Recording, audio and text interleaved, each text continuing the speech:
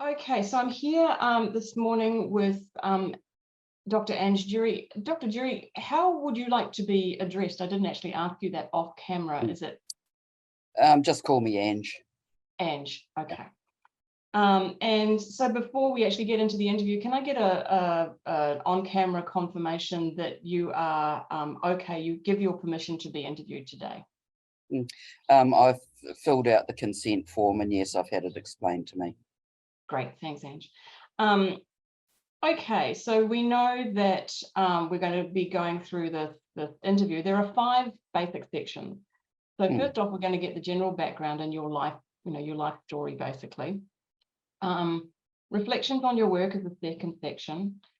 Then the third section is about the thoughts and relationships, or your thoughts in relation about the relationship between feminist scholarship and activism and how you see your work in relation to those practices.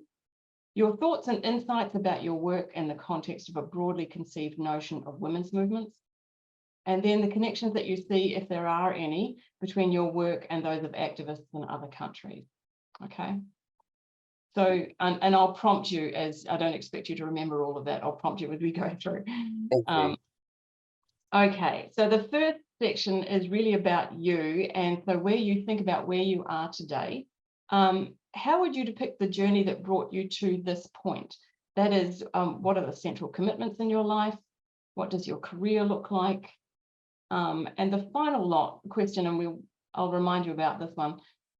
What do you consider your most significant lifetime achievements professionally, perhaps just thus far? I've sort of talked about this a little bit in other places, and because getting into this where I am at the moment was a little bit, I always call it accidental, but I don't think it really was, but it felt like it at the time. I was a volunteer for Women's Refuge when I started studying. I had a PhD project that fell over, and I had to find another one quite quickly. And the only area that I knew well enough was domestic violence. So that kept me connected in that space. And when I finished my my doctorate, there weren't any academic jobs around. They had just restructured at Massey, and actually they gave me the boot in a restructuring when I was a junior lecturer, just before I finished, and I had to find a job, and the only job I could find at that time was in family violence again.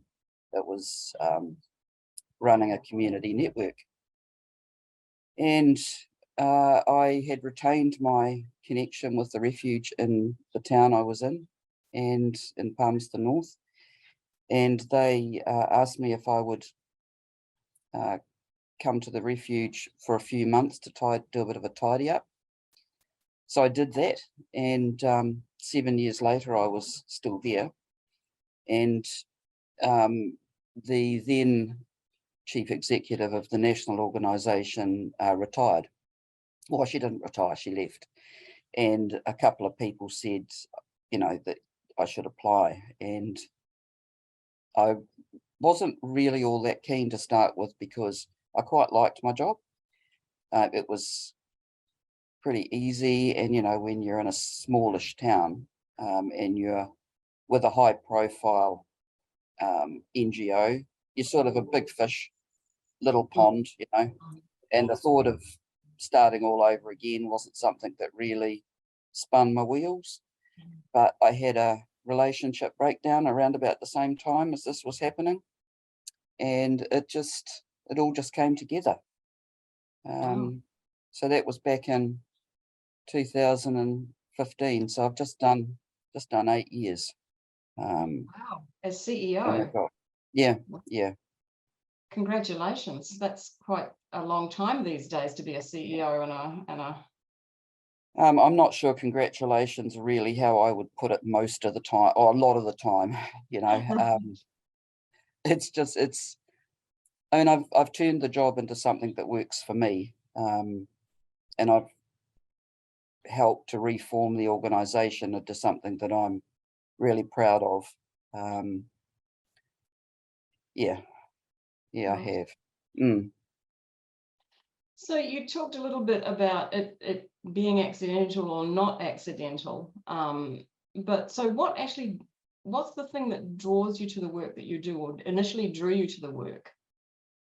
That was a real accident. I'd started at Massey University, and I was planning on being a social worker. And one of the first lectures that I went to had these two young, really firebrand Māori lecturers who put out this big challenge to the whole class. And they said that if we wanted to be social workers, we needed to know our community. You know, we needed to be involved with our community, and, you know, rah, rah. Mm. And I sort of took that on board, and I was at I think it was the doctor's surgery. I'm not entirely, I can't really remember now. And I was reading the little local throwaway paper, and the Refuge in Palmerston North was looking for volunteers. And I thought, yeah, this'll do me. And yeah, I sort of loved it from the minute I started. You know, it was a lot easier in those days. We weren't, no one was paid, and it was all volunteers, and it was all women who were, or mostly women who were a lot like me. You know, we were in our sort of 30s, and some a little bit older, a couple of younger, who were studying. You know, and I made some awesome friends and did some really cool stuff. I mean, that and women's studies at Massey, Mm. sort of, I mean, I didn't know anything about feminism before I moved to Palmerston North, apart from the fact that feminists were pretty scary. They all had really hairy legs, and most of them were lesbians, right? So, you know, that was what I knew about feminism. And I didn't get totally disabused of that to start with at Refuge, because in those days Refuge was pretty full on, radical, a lot of radical feminists, but it was starting to, I think it was starting to change a little bit. It was becoming a little bit more liberal. There weren't quite so many lesbians who were involved with the organisation as there had been in the early days. So yeah, it was working at the Refuge, and learning in women's studies at Massey that I think gave me the theoretical underpinnings to what I was doing. Right. Yeah. Yeah, Yeah. That's it's certainly one way of getting to know your community. I mean, especially yeah, in the field you wanted to yeah. go into. Yeah. That's I pretty amazing. canned the idea of the social work about 6 months into the study. I found out that sociology and women's studies were far more to my liking. Right. I enjoyed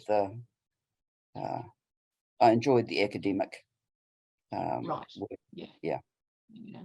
And you're describing a New Zealand that I'm pretty familiar with, you know, Mm. through growing up. The same way, the idea of what a feminist was if you grew Yeah. up in a certain place in New Zealand. Yeah. Yeah. Mm. Understand. Hey, so what do you think has been your most significant lifetime achievement to this point, do you think? Seeing out 8 years and hopefully another 3 or so years in the job that I'm in, and what I've managed to achieve with that job. There's been a lot of recognition that's come along with that. Some of it, it's like a little bit embarrassing, because it's like, actually, I get paid to do this. You know, this is my job. Right. But like last year, I got an honour in the New Year's honours list, You and did. that was pretty cool. That was something I'd never expected. And yeah, that was really humbling, actually. Yeah, it's the Order of Merit, correct? Yeah, officer of the New Zealand Order of Merit. So Congratulations. yeah, I was. So I think that I mean, is that an achievement? I mean, that was something that was given to me. So I think, yeah, the biggest achievement has been that time at Refuge and what I've done with the organisation. But the really cool thing about it is that I'm also getting the chance to awhi younger women into leadership roles. I didn't actually get any mentoring or any do any training about how you actually do leadership. I just had to follow my nose.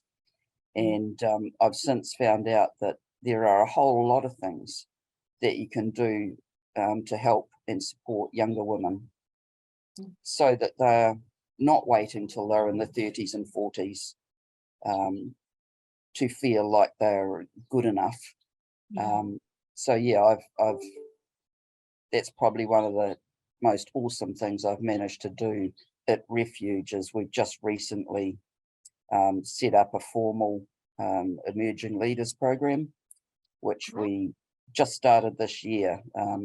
Something I've wanted to do for a long time in the organisation, but we didn't have the cash to do it. But we've had several really good years of fundraising over COVID and over that period. And so I was able to convince my governance group that it was a good thing to do. And so that's going to run over 3 years, 15 women each year. So at the end of it, we'll have, hopefully we'll carry on, but we will have at least a core of 45 women who are confident, who are strong in themselves and are safe in themselves, that they can feel like they can actually have a voice. And yeah, so that's probably the best bit about the time at Refuge. Right. Yeah, congratulations. I think the officer of the Order of Merit of New Zealand, I think, it's recognition of your work, but it's also a real visibility for Women's Refuge, right? Yeah, it was.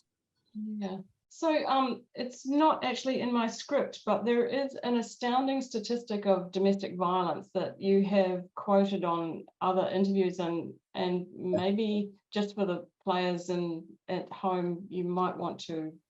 Could you do that again? I mean, what are the stats, given there's 5.1 million people in New Zealand? Yeah. How many?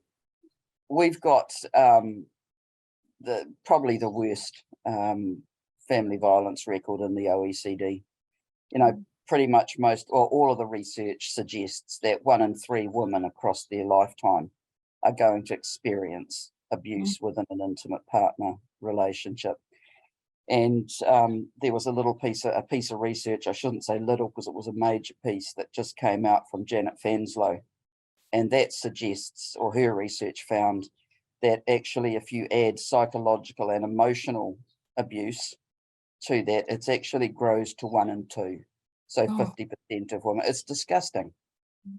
It's absolutely disgusting. We've got police responding to 120 odd incidents a year. For a country the size of New Zealand, that's pretty shocking. It's it's some of it. I think we count things really well here, in a way that some countries don't, or can't, and we're very specific about what we count. So I think while we have a serious problem, maybe it's not as bad as those figures suggest. Right. But regardless, it is really difficult and totally unacceptable. We have Māori who are so hugely overrepresented, and that's something we need to deal with. The only way I see that we're going to deal with it is to actually get some real social change, to bring in some of the feminist ideas, that's the only way I think we're actually going to change it.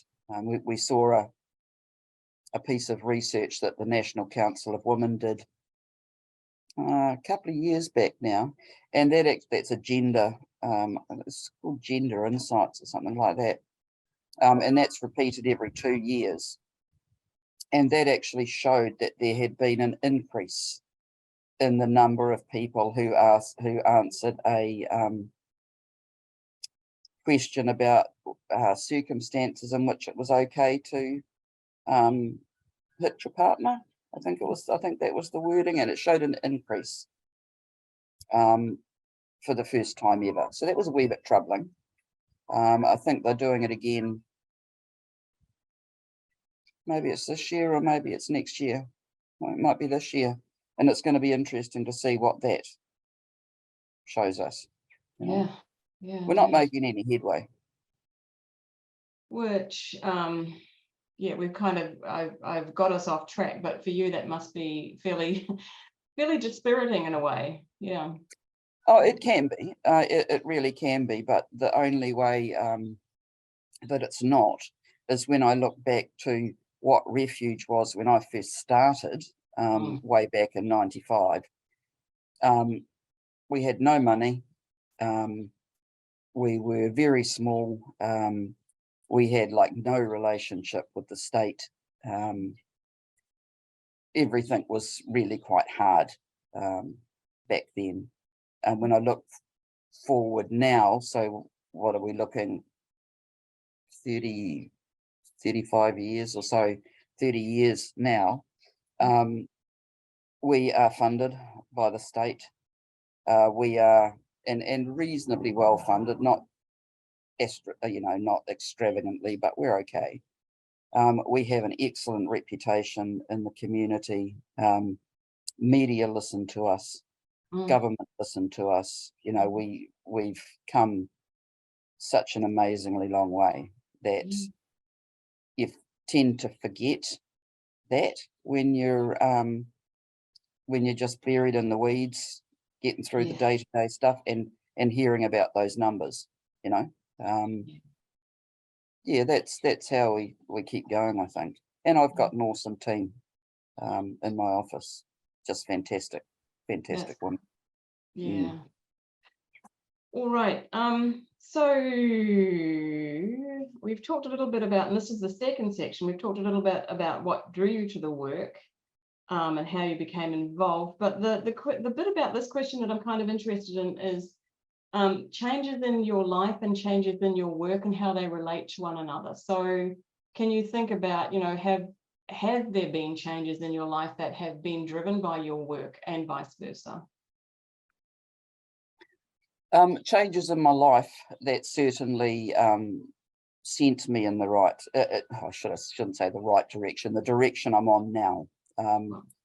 Back in 95, 94, I left my husband, been married for 20 years, and I left, two reasons I left. I was starting to think I might be a lesbian, even though I wasn't one of those ones that everybody talked about. And I also knew I wanted to study, and it was those two things coming together that moved me to Palmerston North. So that was a real big reinvention, I guess, of who I was. Prior to that, I was I would say pretty typical lower middle class, married Pākehā woman, couple of kids, played golf at the weekends. It was a pretty ordinary sort of life. And going to Massey, that was just like this huge reinvention. I learned stuff I'd never heard about my own country, things about Te Tiriti o Waitangi, things about just about our country, our history. That it was just amazing. So that was what shifted me. That was a life change that directly impacted on what I did, because the reason I did women's studies was because I wanted to know, like, there was this disjuncture between what being a feminist was and what being a lesbian was.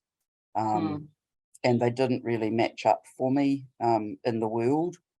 But when I found women's studies, they did. And I started to understand some of the foundations of the way the world worked. If you weren't heterosexual, you know. Mainstream kind of thing. And that was quite mind-boggling, but it was really exciting as well. It was incredibly exciting, and I would have probably been perfectly happy to stay in that academic world, teaching and writing about that sort of stuff, if I hadn't been removed by the economy. So yeah, now as far as changes in my jobs that have changed my life, or my career that have changed my life, only in a very material sense, you know, because no, that's actually not true. I have actually had to learn to be not quite as in your face staunch in a way that I was in Palmerston North, or I could be in Palmerston North. I've had to learn in Wellington that if you want to get things done, thumping the table and kicking down doors is not the way you do that. And it's actually been good to learn. I've achieved a hell of a lot more through mediating my, should I say, my philosophical intent with the need to get things done. And I think it's actually worked really well. And I'm more comfortable with it. I don't necessarily like huge conflict. I don't like having to shout and scream to get things done. You know, I prefer to be able to have a real sort of liberal feminist view, actually, of being able to sit down and rationally think things through, talk things through, you know. Right. So it's not just the diplomacy thing that you have to learn, it's more like a supporting of your argument kind of thing, that and presenting it in a way that's actually palatable to those who have the power, that while still not losing the real guts of what you're saying. You know, you got to maintain the integrity of your argument. But yeah, you do get far further in New Zealand today by working with people than you do by scratching yourself into a corner and clawing at everything that comes your way. Right. Hasn't always been a popular stance within Refuge, particularly in the early days. I think there were many in the movement who would have preferred that I be angrier and louder. And those voices now are a lot smaller because they've actually seen, or a lot quieter, they've actually seen that my way of doing things actually pays off for them. Right. So that's good. Now, how did I get on that? Oh, we were talking about, golly, what were we talking about? Oh, yeah, changes in your work that shaped your life and vice versa. So you've been talking about how your work has changed your life, I think. Yeah. That's sort of how it is. I think it's knocked some of the edges off being in this work. It's made me think about how I go about the world more than I would have done before. Right. Yeah. Questioning. Yeah. Okay, so let's move on to the third group of topics, and this is reflections on your work. So how do you understand the term feminism? That's actually a really interesting question. We've just finished doing a little podcast a little online training about feminisms. Oh, neat. And oh, hang on a minute, there's a truck just going past my house. Yeah, because one of the things that we've had in Refuge for a long time is that this notion of what a feminist meant in Refuge. And a feminist in Refuge was always the hairy-legged, man-hating lesbian that, broke up marriages and, did all sorts of terrible things. I mean, and those sorts of things were actually said out loud here not that long ago. Mm-hmm. And what that meant was that it started to cripple us a little bit in the movement, because we would have young women coming into the organisation or into the movement who didn't identify with that form of feminism. To them that was foreign and not attractive at all. It was to some, of course, but not to most. And through my time at Massey, I had really got so totally committed to the notion that there is no such thing as a feminist. There are a multitude of different, almost an infinite number of ways you can be feminist. Right. I used to talk about how in the course of a day when I was at Massey, I could be a radical lesbian feminist, then I'd be in a meeting and I'd be taking a far more liberal approach, and then I'd get enraged about something that was happening to the environment and I'd be an eco-feminist, and and I'd be in sociology and I'd be Marxist, and there was all this sort of stuff, and it was just a nonsense. So it's been a quite a long fight within Refuge to really get that idea of feminisms writ large, to get that understood, and that's what we've tried to get across in this wee training. It's just an internal for women coming into the movement. Right. I was going to ask actually for a link, because it sounds like it's really fantastic. Yeah, but if it's internal, you can't share it probably. I'll have a look and see whether I've got a copy of it that's sitting outside the intranet. If I have, I'll send it to you. Great. So yeah, it's feminisms is what we have to think about all the time. Because there is always a place. Well, anarcho-feminists, I don't think I've got a place for them in my organisation, because that just wouldn't work for me. But there's a place for pretty much everybody, and I think that's the way it needs to be. And the old radical feminist notion of living apart from men and reviling all things male, and sending your male children to live with their father when he was 14, all that sort of stuff. We live in a world that is half populated by men, and most of us have fathers, brothers, sons, friends who are men, and we have a really foul, horrible problem in New Zealand with family violence, domestic violence, and most of it is committed by men, and we are not going to get anywhere with that unless we are working actively with men who support our work, and doing that educational work with them. So having those allies, and those allies are not going to come to us if we are hating on them all the time.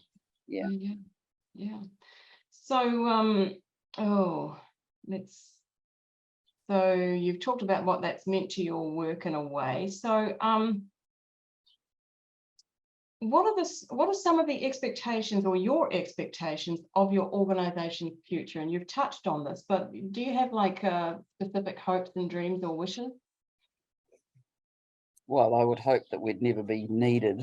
That's the easy glib sort of response. But I'm far more cynical than that. So while that would be like a dream, I know that's not going to be achieved.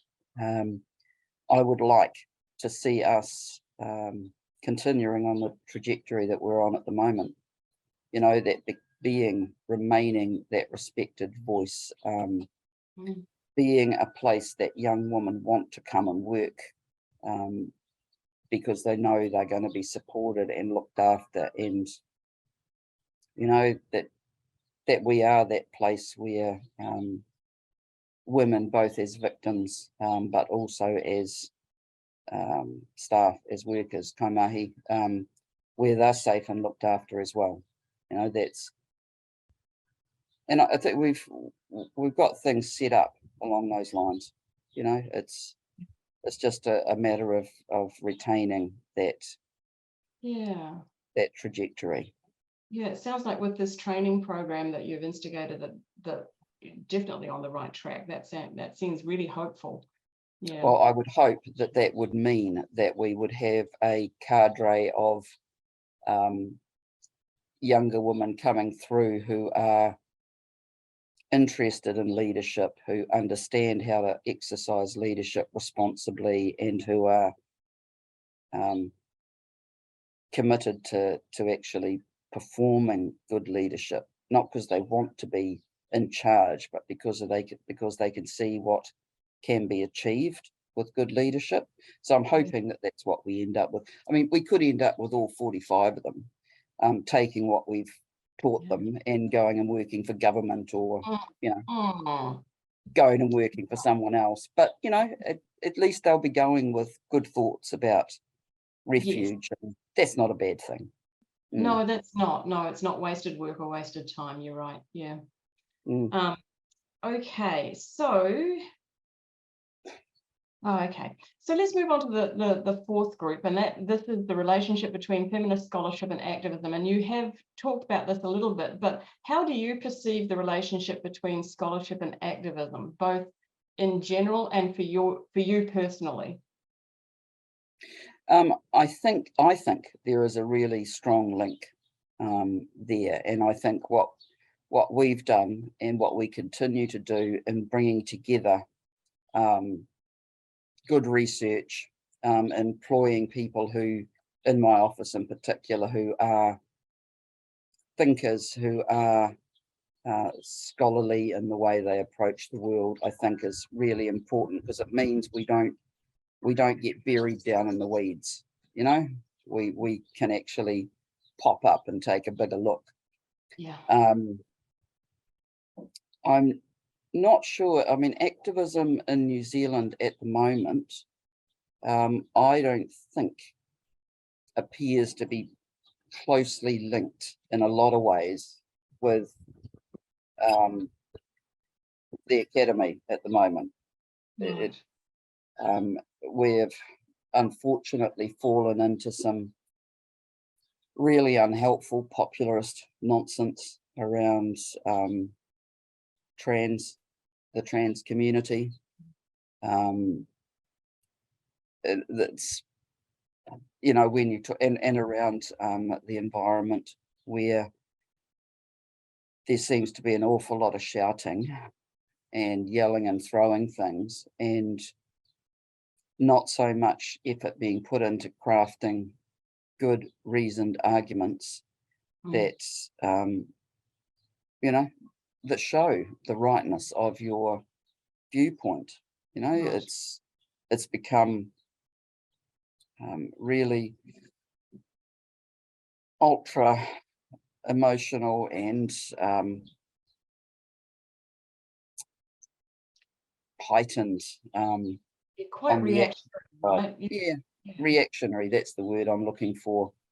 We've still got some really cool women working in that space, Right. in the academic space, in the universities. But like the days when I was at women's studies way back in the day, part of what we did was to be carefully linked with the local groups in the local community.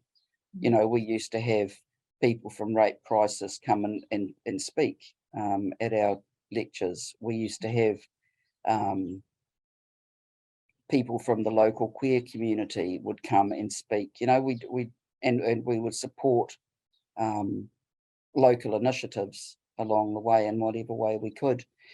I'm not sure if that sort of thing's happening anymore. Certainly I don't hear about it if it is.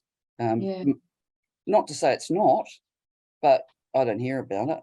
No, I'm not sure it is either. I mean, given this has been a new development or a new discovery for me, that there actually aren't any women's studies departments or school women's studies. They're sort of being they've all gone.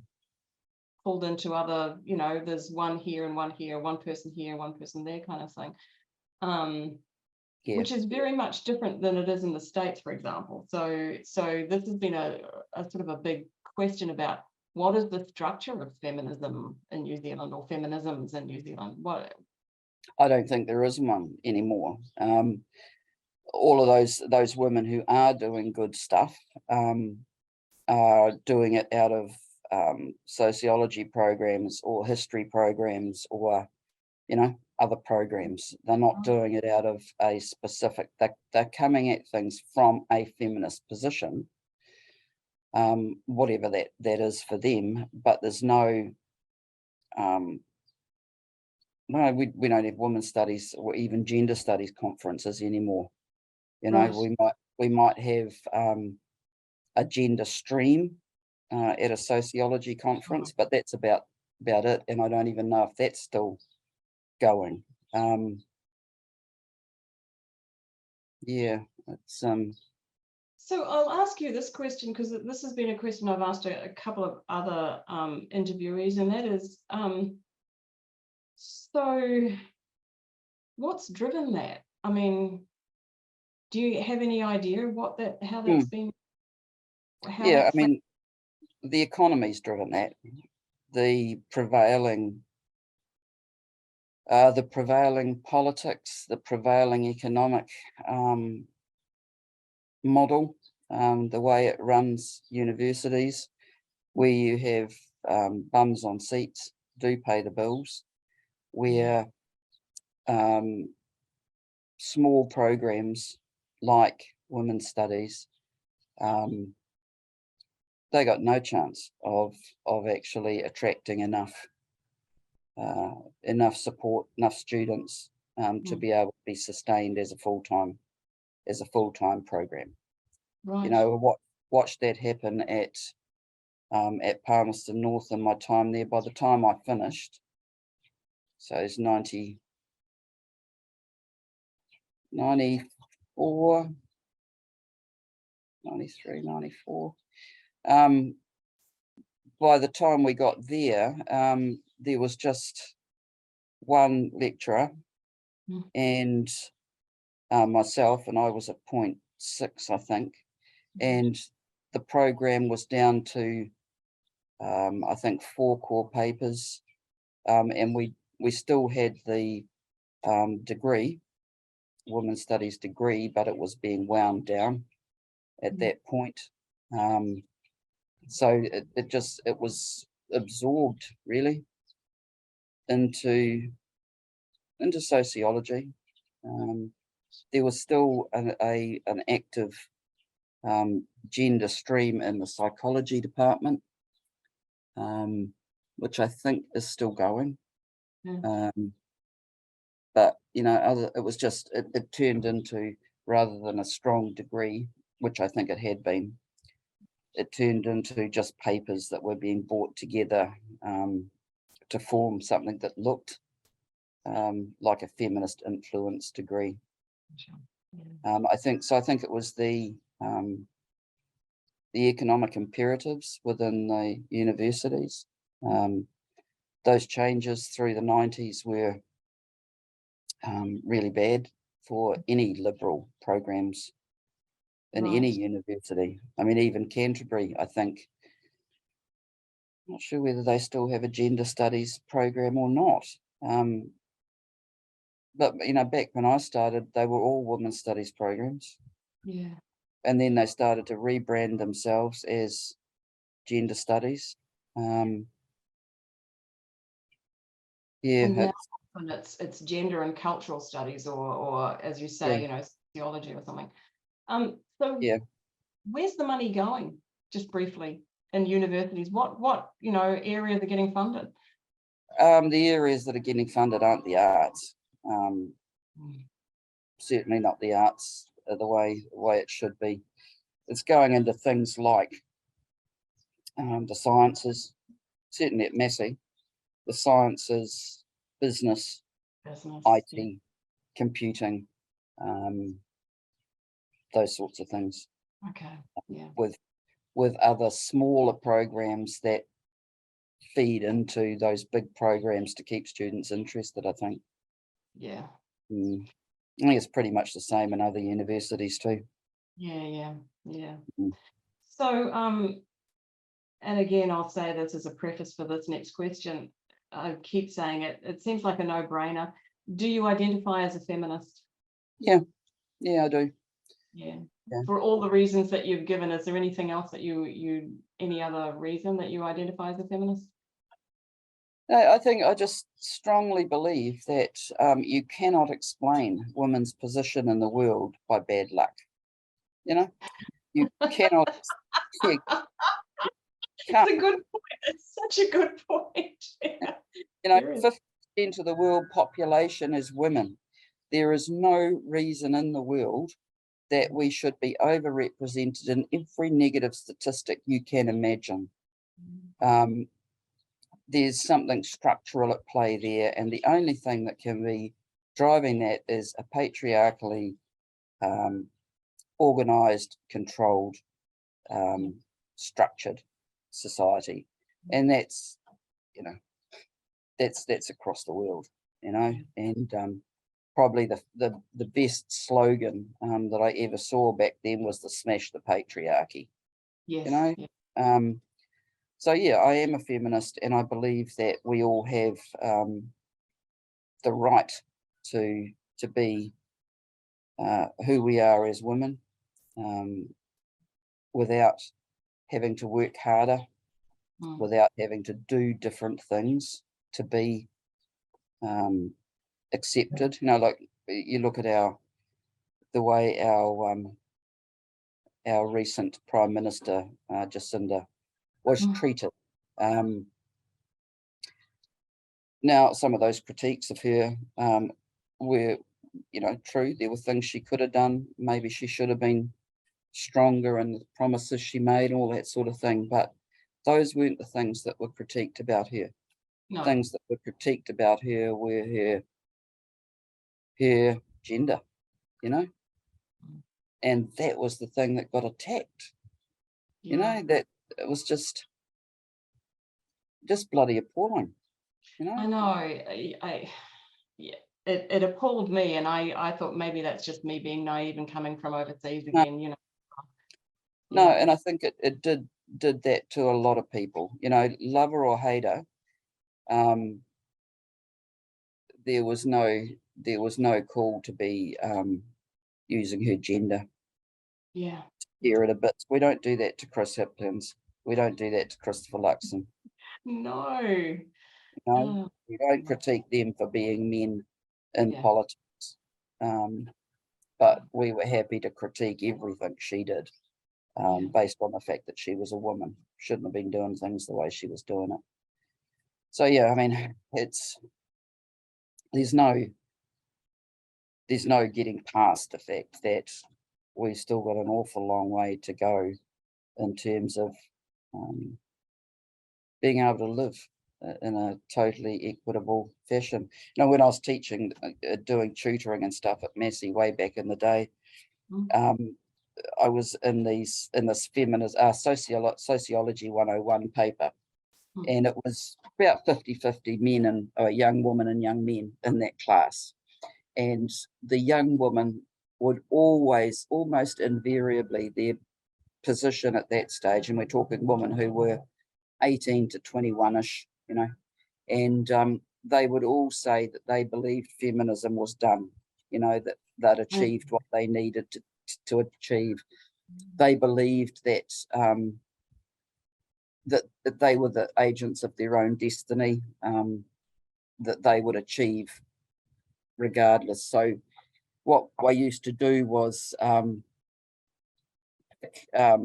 just two people at random from the class, one male, one female, that both looked roughly the same, you know, both white, both around 20-ish, you know, and we would look at the fact that when they left university, even if she had got an A degree and he had got C's, he would be earning $6,000 to $7,000 more a year than she would.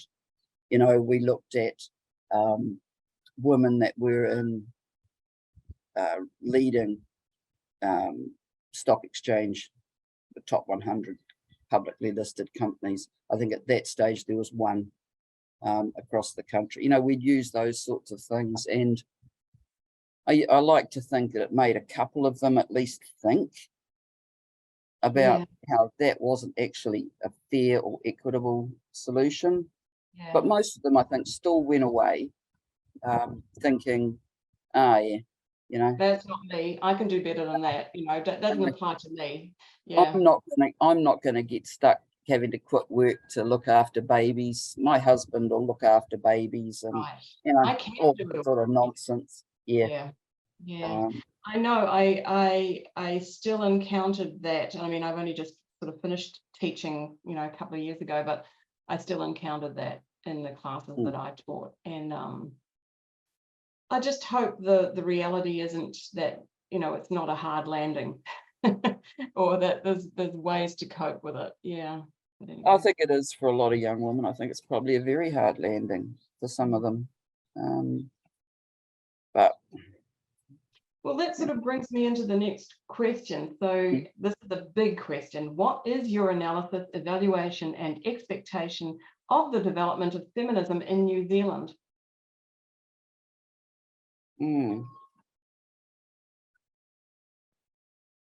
I don't know. I mean, like in our organisation, we have these 4 pillars, 4 cornerstones of our organisation, and one of them is feminism. So I know that feminism or feminisms is going to remain a part of our DNA going forward. You know, it would take this enormous cataclysmic change to our constitution for it not to be part and parcel of who we are. And I think there are a couple of other organisations that are like that as well. Overall, so like Tornest have a commitment to feminism, but their commitment to questions of ethnicity is stronger. That's where they sit their effort. Organisations like Family Planning. So I think across a lot of those organisations, there is still a good solid core of feminists doing stuff for women. National Council of Women is another example. I mean, but an example too of how things can almost die. Things that are hundreds of years old can almost die over unless they're willing to change, because that's just about what happened to the National Council a few years ago, because they were lobbying hard on the notion of, you know, based on feminist grounds, and government defunded them, and they almost disappeared. So was that a Labour government or a national government that just? No, that was a national government. They were defunded because they weren't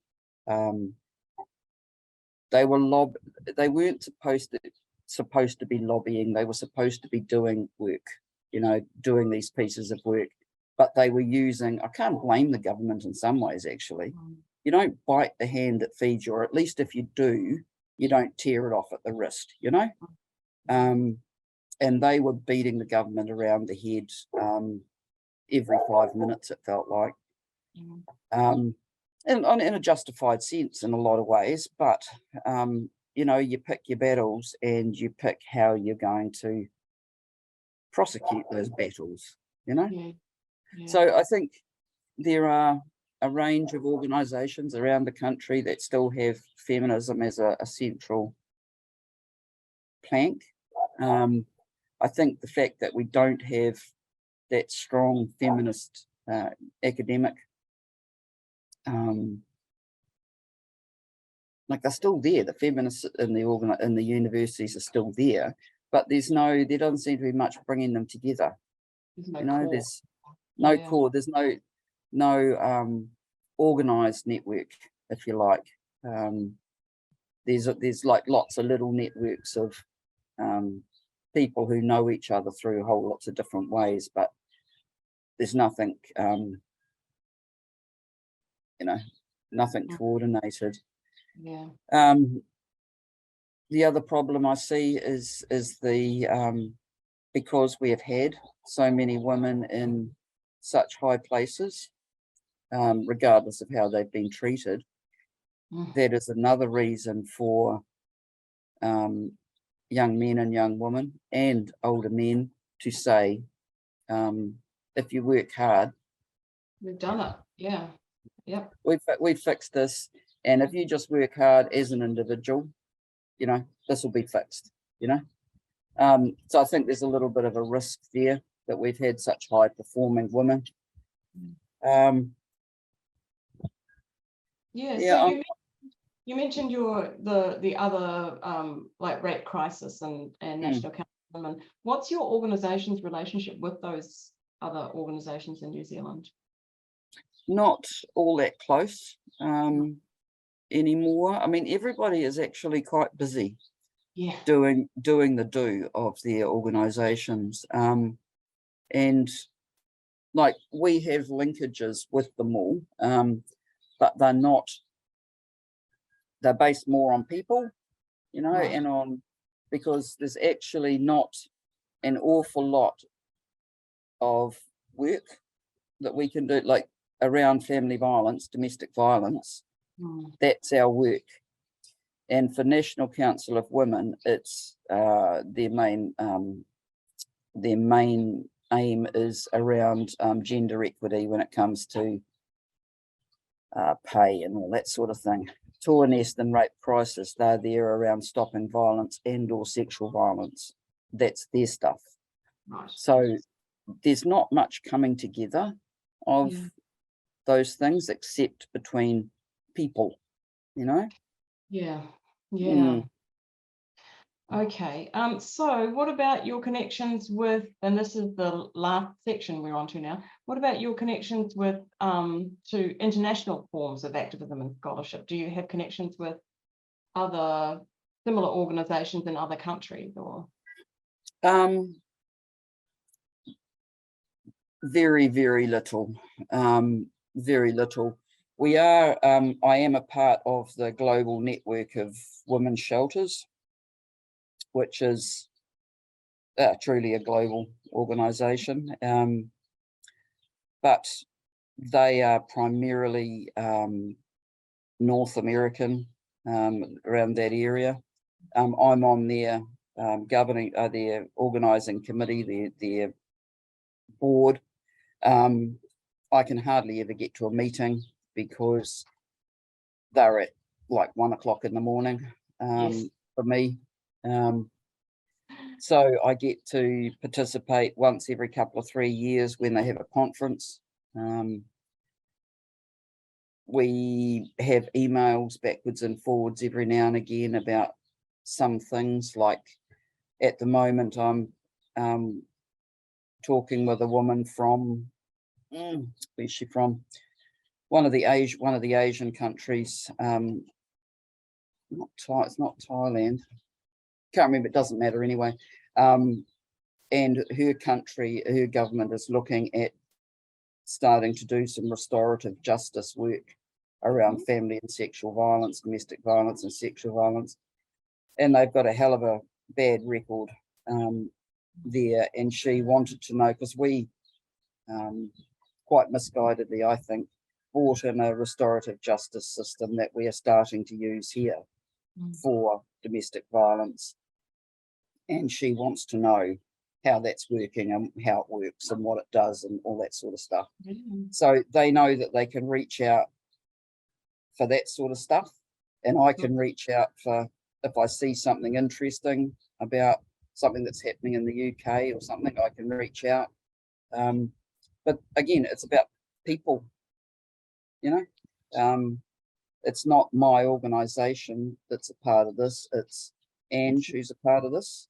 Yeah. And I think pretty much all of those women on that board are in a similar place. They're all there as people that have been shoulder tapped in as individuals. Gotcha. So how does, and briefly, how does the restorative justice for family violence actually work in New Zealand then? Like, Very bloody poorly as far as I'm concerned. what's it it's an- supposed to look like? It's supposed to look like this low-level family violence, domestic violence, and we know that actually once police get involved, there's already been a plethora of previous incidents. But anyway, what police identify as a minor, just a minor incident, they would bring that couple together in front of a community panel. It's not totally like restorative justice. It's called Tipai Oranga Whānau, which is a community panel marae-based justice. I think it's an absolutely poor idea, but our police is committed to it. So, you know, there's nothing we can do about that now, except make sure we're there and poking every now and again whenever we get the chance. And there's also our restorative justice Aotearoa, like the large, that body. That depends. There's only some local RJ practitioners that are doing domestic violence. And again, it's the same thing, trying to bring together people to reconcile their differences, which, while it sounds attractive in theory, you know, everyone get together and make up and blah, blah, blah, without a really clear understanding of gendered power relations, you're stuffed. You know, you're not even going to see the stuff that's right in front of your eyes. So I think it was a bad idea.